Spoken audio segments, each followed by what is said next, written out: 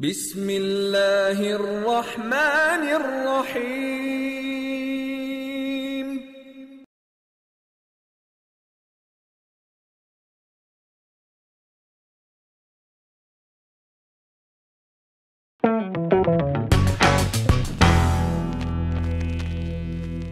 Hello guys, welcome to infamous 5 newspaper. आज मैंने खोला तो उसमें एक बड़ी अहम न्यूज़ थी जिसको मैंने कहा कि मैं ज़रूर हाईलाइट करूँगी, considering me being a female और I think Mehreen because she is married, तो वी अंडरस्टैंड कि वो क्या प्रोसेस है और किस तरह उसको कंडक्ट किया जाता है, and they won't understand. Faisal is completely for this, but news ये थी कि सिर्फ सिंध में 70 to 80% जो लड़कियां हैं उनकी शादी अब तक हो रही है 18 साल से पहले। जिनसे हो रही है वो भी तो लड़के हैं ना, जिनकी हो रही है लड़कों की हो रही है ना। जिनसे हो रही है नहीं बात कर रही हूँ मैं, जिनकी हो रही है वो 18 साल से कम उम्र की लड़कियां हैं। तौबा आज के टाइम पे भी जहाँ पे हम बात कर रहे हैं कि नॉलेज है, इंटरनेट का ज़माना है, you know digital world that we are living in, लोग मॉडर्न भी हो गए हैं ज़रा, जो हमारे जो कंजर्वेटिव थॉट्स थे वो भी थोड़ा इम्प्रोवाइज हो गए हैं विद टाइम, बट स्टिल आज भी सिंध में, मैं अगर अभी बलूचिस्तान और बाकी जो हमारी 3 और प्रोविंसेस हैं उसके बारे में बात नहीं हुई है, तो वो 70 to 80% अंडर 18। ओहो, इंटीरियर की बात कर रही हैं आप?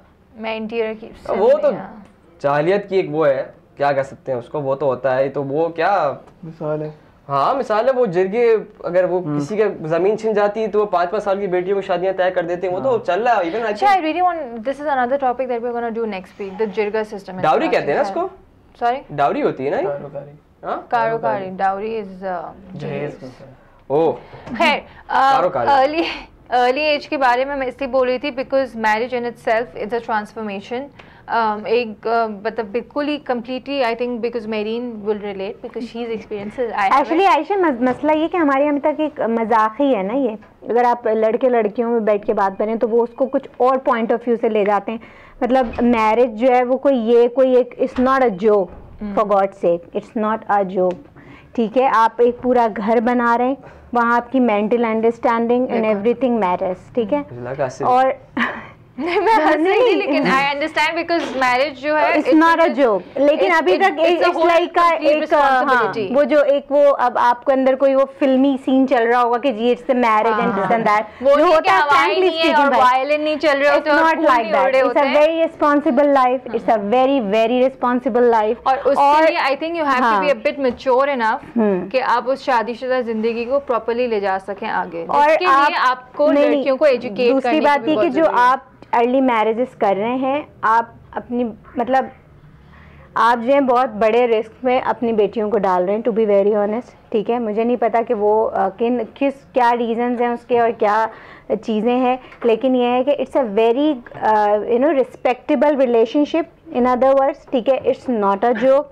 आप एक घर बना रहे हैं, अल्लाह ताला ने आपको एक चीज़ दी, आप एक घर बनाते हैं, एक फैमिली बनाते हैं, तो इट्स वेरी इंपॉर्टेंट, क्योंकि अगर आपकी फैमिली ही लेवल से चीज़ें ठीक नहीं होंगी तो फिर बाहर तो कुछ भी ठीक नहीं होगा। अच्छा, और दूसरा पॉइंट जो मैं बनाना चाह रही थी कि हमारे जो कहते हैं ना कि लड़कियों को एजुकेट नहीं किया जाता है, गॉड फॉरबिड, कितने ऐसे मैंने केसेस देखे हैं कि जहाँ पे हस्बैंड की जो है वो डेथ हो गई है, बिकॉज जो लड़की थी वो यंग एज में उसकी शादी हुई है, ना उसके पास एजुकेशन है, ना उसके पास दुनिया का एक्सपोजर है, उसको नहीं पता घर से निकल के मुझे कहाँ जाना है, and those then she is the one who suffers. और अभी भी अगर आप जाएं कि हम जितनी भी डॉक्यूमेंट्रीज देखते हैं, बल्कि इनफैक्ट ईदी होम में भी अगर आप जाके देखें तो वो औरत क्यों आके वहाँ पे रहती है, बिकॉज उसके पास वो पढ़ाई नहीं थी, वो एजुकेटेड नहीं है, उसके पास कोई स्किल नहीं है, मियाँ की डेथ हो गई है, बच्चों ने घर से बाहर निकाल दिया, वो औरत खड़ी हुई है रोड पे। सो यू नो इसका उस टाइम पे हमें शायद रियलाइज़ नहीं होता है, लेकिन आगे जाके, और मेरी बिल्कुल सही बात कही कि हमारे शादी को एक मजाक बना दिया है, हमें लगता है कि बस एक है चीज़। और मैं आपको एक और बात, नहीं, इवेंट भी, और आप बहुत सारी फैक्टर्स भी इन्वॉल्व होते हैं। बीच में एक वो ट्रेंड ही चल गया था कि आप ये देखिए सब लोग जो है हट्टे कट्टे मुस्टंडे टाइप के उनके बेटे होते हैं, फ्रैंकली मैं यही वर्ड्स यूज़ करूँगी, और वो जब लड़कियाँ ढूंढो तो छोटी होनी चाहिए, आपकी बेटी की उम्र बहुत ज़्यादा है, तुम्हारे अपने बेटी की उम्र इतनी ज़्यादा है, लड़की छोटी लड़की चाहिए हमको, 20 साल 22 साल छोटी छोटी लड़की चाहिए। वो एक पता है उसका एक फैक्टर क्या होता है, वो नॉर्मली बहुत सी खवातीनें सोच रही होती हैं कि अगर हम इस एज की लड़की को लाएंगे तो हम उसको कंट्रोल जल्दी कर सकते हैं। ये फैक्टर नहीं होता। हाँ होता है। हाँ जो ये हम 18 साल और 14 साल और 12 साल की लड़कियों को शादी, देखो एक तो आपका मेडिकल पॉइंट ऑफ व्यू से भी गलत है, सेकेंडली मेडिकल में उस पॉइंट पे लाता पढ़े लिखोगे पॉइंट ऑफ व्यू से। दूसरा पॉइंट ऑफ व्यू है कि जो आपकी कंपैटिबिलिटी है वो इतनी अर्ली एज में नहीं आती है, और उसका रिजल्ट जो आता है कि जब when the girls grow up, when they come around 26, 27, जब वो दुनिया देखती हैं तो कहती हैं कि यार मैंने क्या किया, और वहाँ पे उनके क्लैशेस आते हैं। And that's the point when you don't know कि, और उस वक्त तक बच्चे भी हो चुके होते तो वो कुछ कर नहीं सकती हैं अपनी शादी के बारे में, और वहाँ पे भी नो फिर डिवोर्स और सेपरेशंस इसलिए कॉमन हो रहा है कॉन्सेप्ट कि वहाँ पे लड़कियों को नहीं समझ आता कि वो किस तरह से डील करें उनके लिए, and they feel left out. पुराने जमाने में ये मैं नहीं कह रही कि आप कोई 40 साल में शादी करें, मैं हरगिज ऐसा नहीं कह रही, लेकिन मैं एक बात ये कह रही हूँ कि 24, 25 तक जब आपकी बेटी उस एज पे हो, 25, आफ्टर 23, 24, 25, 26 जो कि राइट एज है जहाँ आप मेंटली भी थोड़े मैच्योर हो जाते हैं। मैं बोलना चाह रही कि जैसे मेरी एज है तो you know I am ready to get married. ऐसा लगे तो अभी कर दो भाई, खुदा के वास्ते। आई गेस कंप्लीटली प्रो, लेकिन मैं I am talking about both medically, I am talking about psychologically, I am talking about शादी करो ही मत भाई, कंपैटिबिलिटी। कोहैबिटेशन जिंदाबाद, कोहैबिटेशन को लाओ भाई जिंदाबाद। लेकिन फैसल की तो प्रॉब्लम भी दूसरी है ना, वो हमें बता रहा था। लगता है मार्स में शिफ्ट कर देते तुम अपनी दुनिया में, रहो वहाँ पे तुम्हारी जितनी बेचारे की प्रॉब्लम भी तो दूसरी है ना। आधे ज्यादा मेरे पास ही होंगे, आप ही लोग बचेंगे आप। यार एक बात बताए, वो पुराने जमाने में मतलब दादा परदादा के जमाने में, उस पर जमाने में क्यों लोग शादी करते थे जल्दी जल्दी? यार डोंट कंपेयर, मैं उस टाइम पे थी नहीं तो मुझे नहीं पता कि उस वक्त माइंडसेट क्या चल रहा था। फिर भी यार लॉजिक तो पूछने वाली होगी ना, किसी दादी से पूछेगा 16 साल की लड़कियों की शादी क्यों करते थे? नहीं यार 16 साल तो बहुत तुम लेट बोल रहे हो, उस जमाने में 9-10 साल की लड़कियों की शादियां होती थी। छोड़ो भाई आगे बढ़ो। माय नानी पर्सनली, हाँ, बिकॉज माय नानी got married at when she was 9।